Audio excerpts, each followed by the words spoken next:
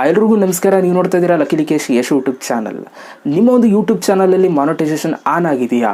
On ಆಗಿದ್ದರೆ ನೀವು upload ಮಾಡುವಂಥ ವೀಡಿಯೋ ಡೈರೆಕ್ಟಾಗಿ ನೀವು ಪಬ್ಲಿಕ್ ಮಾಡಬಾರ್ದು. ಅನ್ಲಿಸ್ಟೆಡ್ ಮಾಡಿ ಅದಾದಮೇಲೆ 5 ನಿಮಿಷ ಆದಮೇಲೆ ನೀವು ಪಬ್ಲಿಕ್ ಮಾಡಬೇಕು. ಯಾಕೆ ಈ ಮಾತನ್ನ ಹೇಳ್ತಿದ್ದೀನಿ ಅಂತ ಈ ಒಂದು ವಿಡಿಯೋದಲ್ಲಿ ಖಂಡಿತವಾಗ್ಲೂ ನಿಮಗೆ ತಿಳಿಸ್ಕೊಡ್ತೀನಿ.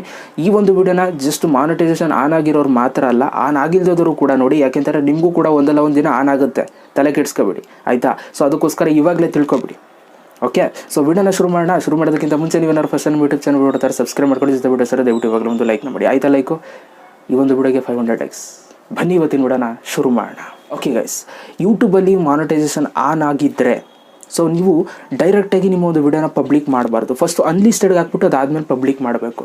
ಯಾಕೆ ಈ ಮಾತನ್ನ ಹೇಳ್ತಾ ಇದ್ದೀನಿ ಅಂತಂದರೆ, ಯೂಟ್ಯೂಬ್ ಅವರ ಒಂದು ಆರ್ಟಿಕಲಲ್ಲಿ ಕೊಟ್ಟಿದ್ದಾರೆ ಏನಂತಂದರೆ, ನಾವು ಅಪ್ಲೋಡ್ ಮಾಡುವಂಥ ವೀಡಿಯೋ ಸೊ ನಾವು ಡೈರೆಕ್ಟಾಗಿ ಪಬ್ಲಿಕ್ ಮಾಡಿದ್ರೆ ನಮ್ಮ ಒಂದು ವೀಡಿಯೋಸ್ಗಳಿಗೆ ಆ್ಯಡ್ಸ್ ಸಡನ್ನಾಗಿ ಬರೋಲ್ಲ ಆಯಿತಾ. 1-2 ನಿಮಿಷ ಆದಮೇಲೆ ನಿಮ್ಮ ಒಂದು ವೀಡಿಯೋ ಯಾವ ಕ್ಯಾಟಗರಿಗೆ ಸೇರಿದ್ದು ಅಂತ ನೋಡಿ ಅದಾದಮೇಲೆ ಆ್ಯಡ್ಸ್ಗಳನ್ನ ಕೊಡೋದಕ್ಕೆ ಶುರು ಮಾಡ್ತಾರೆ. ಸೊ ಆದ್ದರಿಂದ ಯೂಟ್ಯೂಬ್ ಅವರೇ ಸಜೆಸ್ಟ್ ಮಾಡೋದು, ಫಸ್ಟು ನೀವು ಯಾವುದೇ ಒಂದು ವೀಡಿಯೋನ ಅಪ್ಲೋಡ್ ಮಾಡ್ತೀರಾ ಅಂತಂದರೆ ಸೊ ಡೈರೆಕ್ಟಾಗಿ ನೀವು ಅನ್ಲಿಸ್ಟೆಡ್ಗೆ ಹಾಕ್ಬಿಟ್ಟು ಅದಾದಮೇಲೆ ಮಾನಿಟೈಸೇಷನ್ ಅಂತ ಒಂದು ನೀವು ವೀಡಿಯೋಸ್ಗಳನ್ನ ಓಪನ್ ಮಾಡಿದ್ರೆ ಸೊ ಅಲ್ಲಿ ನಿಮ್ಗೆ ತೋರಿಸುತ್ತೆ. ನೀವು ಅನ್ಲಿಸ್ಟೆಡ್ಗೆ ಹಾಕಿದರೆ ಅಲ್ಲಿ ನಿಮ್ಗೆ ತೋರಿಸ್ತಾ ಇರುತ್ತೆ ಮಾನಿಟೈಸೇಷನ್ ರಿವ್ಯೂ ಅಂತ. ಸೊ ರಿವ್ಯೂವಲ್ಲಿ ಇದ್ದರೆ ಸೊ ನೀವು ಪಬ್ಲಿಷ್ ಮಾಡಬಾರ್ದು.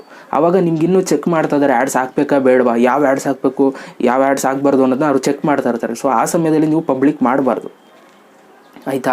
ಸೊ ಆ ಮಾನಿಟೈಸೇಷನ್ ಕೆಳಗಡೆ ನಿಮಗೆ ಒಂದು ಸ್ವಲ್ಪ ಹೊತ್ತಾದಮೇಲೆ ಒಂದು ನೀವು ರಿಫ್ರೆಶ್ ಮಾಡಿದ್ರೆ ಸೊ ನಿಮ್ಮ ಒಂದು ವೀಡಿಯೋಸ್ಗಳನ್ನ ಅನ್ಲಿಸ್ಟೆಡ್ ವೀಡಿಯೋದಲ್ಲಿ ಮಾನಿಟೈಸೇಷನ್ ಆನ್ ಅಂತ ಬಂದ್ಬಿಡುತ್ತೆ. ಓ ಏನು ಬಾಂಬು, ಏನು ಗುರು ಹಿಂಗೆ ಅಯ್ಯಪ್ಪ. ಓಕೆ, ಏನೇನೋ ಡಿಸ್ಟರ್ಬೆನ್ಸ್ ಅವತ್ತಿಂದ. ಆ ಮಾನಿಟೈಸೇಷನ್ ಅನ್ನೋದು ಏನಿದೆ ಅದು ಆನ್ ಅಂತ ಬಂದ ತಕ್ಷಣ ನಿಮಗೆ ಡಾಲರ್ ಸಿಂಬಲ್ ಬರುತ್ತೆ. ಆ ಡಾಲರ್ ಸಿಂಬಲ್ ಬಂದ ತಕ್ಷಣ ನೀವು ಅನ್ಲಿಸ್ಟೆಡ್ ವೀಡಿಯೋನ ಪಬ್ಲಿಕ್ ಮಾಡಿಬಿಡ್ಬೇಕು. ಓಕೆ, ಸೊ ಈ ಥರ ನೀವು ನಿಮ್ಮ ಒಂದು ವೀಡಿಯೋಸ್ಗಳನ್ನ ಅನ್ಲಿಸ್ಟೆಡ್ ಮಾಡಿ ಅದಾದಮೇಲೆ ಪಬ್ಲಿಕ್ ಮಾಡಬೇಕು. ಇದರಿಂದ ಏನಾಗುತ್ತೆ, ನಿಮ್ಮ ಒಂದು ಅರ್ನಿಂಗ್ಸ್ ಇನ್ಕ್ರೀಸ್ ಆಗುತ್ತೆ. ಸೊ ಯಾರೇ ಒಂದು ನಿಮ್ಮ ಒಂದು ವೀಡಿಯೋನ ನೋಡಿದ್ರೆ ಸೊ ಆ ಒಂದು ವೀಡಿಯೋಗೆ ಆ್ಯಡ್ಸ್ಗಳು ಬರುತ್ತೆ. ಸೊ ನೀವು ಡೈರೆಕ್ಟಾಗಿ ಅಪ್ಲೋಡ್ ಮಾಡಿದ್ರೆ ಆ್ಯಡ್ಸ್ಗಳು ಬರಲ್ಲ. 2 ನಿಮಿಷ ನಿಮ್ಮ ಒಂದು ವೀಕ್ಷಕರು ಸಬ್ಸ್ಕ್ರೈಬಾಗಿ ಬೆಲ್ ಬಟನ್ ಒತ್ತಿರೋರು ಏನು ಮಾಡ್ತಾರೆ ಹೇಳಿ, ಆ ನೋಟಿಫಿಕೇಶನ್ ಬಂದ ತಕ್ಷಣ ಓಪನ್ ಮಾಡ್ತಾರೆ. ಸೊ ನೀವೇನು ಮಾಡಿರ್ತೀರಾ, ಡೈರೆಕ್ಟಾಗಿ ಅಪ್ಲೋಡ್ ಮಾಡಿರ್ತೀರಾ, ಅವಾಗ ಆ್ಯಡ್ಸ್ ಬರಲ್ಲ. ಸೊ ನಿಮಗೂ ಅರ್ನಿಂಗ್ಸ್ ಆಗಲ್ಲ, ಏನೂ ಆಗಲ್ಲ. ಸೊ ಆದ್ದರಿಂದ ಫಸ್ಟು ಅನ್ಲಿಸ್ಟೆಡ್ಗೆ ಹಾಕ್ಬಿಟ್ಟು ಅದಾದಮೇಲೆ ಸಮಾಧಾನವಾಗಿ ಅದನ್ನು ಪಬ್ಲಿಕ್ ಮಾಡಿ ಅಂತ ಹೇಳೋದಕ್ಕೆ ಇಷ್ಟಪಡ್ತೀನಿ. ನಾನು ಮಾಡೋದೆಲ್ಲ ಹಂಗೇನೆ ಆಯಿತಾ. ಸೊ ಬೇಕಾದ್ರೆ ನೀವೇ ನೋಡಿ, ನಿಮ್ಮ ಒಂದು ಯೂಟ್ಯೂಬಲ್ಲಿ ನೀವು ಡೈರೆಕ್ಟಾಗಿ ನೀವು ಅಪ್ಲೋಡ್ ಮಾಡ್ತೀರಾ ಮಾನಿಟೈಸೇಷನ್ ಆನ್ ಆಗಿದ್ರೆ ಅಂತಂದರೆ ಅಬ್ಸರ್ವ್ ಮಾಡಿ, ಯೂಟ್ಯೂಬರೇ ತೋರಿಸ್ತಾರೆ ಫಸ್ಟ್ ಅನ್ಲಿಸ್ಟೆಡ್ಗೆ ಹಾಕಿ ಅದಾದಮೇಲೆ ಪಬ್ಲಿಕ್ ಮಾಡಿ. ಯಾಕೆಂತಂದರೆ ಆ್ಯಡ್ಸ್ಗಳು ರಿವ್ಯೂವಲ್ಲಿ ಇರುತ್ತೆ ಅಂತ. ಅಬ್ಸರ್ವ್ ಮಾಡಿದ್ರಾ? ಯಾರೆಲ್ಲ ಅಬ್ಸರ್ವ್ ಮಾಡಿದ್ರೆ ಕಮೆಂಟ್ ಬಾಕ್ಸಲ್ಲಿ ಕಮೆಂಟ್ ಮಾಡಿ. ಇಷ್ಟನ್ನು ಹೇಳ್ತಾ ವಿಡಿಯೋ ಮುಗಿಸ್ತಾ ಇದ್ದೀನಿ. ಸೊ ಫೈನಲ್ಲಾಗಿ ಒಂದೇ ಮಾತಲ್ಲಿ ಹೇಳೋದು ಏನು ಅಂತಂದರೆ, ಮಾನಿಟೈಸೇಷನ್ ಆನ್ ಆಗಿದ್ರೆ ಫಸ್ಟ್ ಅನ್ಲಿಸ್ಟೆಡ್ಗೆ ಹಾಕ್ಬಿಟ್ಟು ಅದಾದಮೇಲೆ ಪಬ್ಲಿಕ್ ಮಾಡಿ ಅಂತ.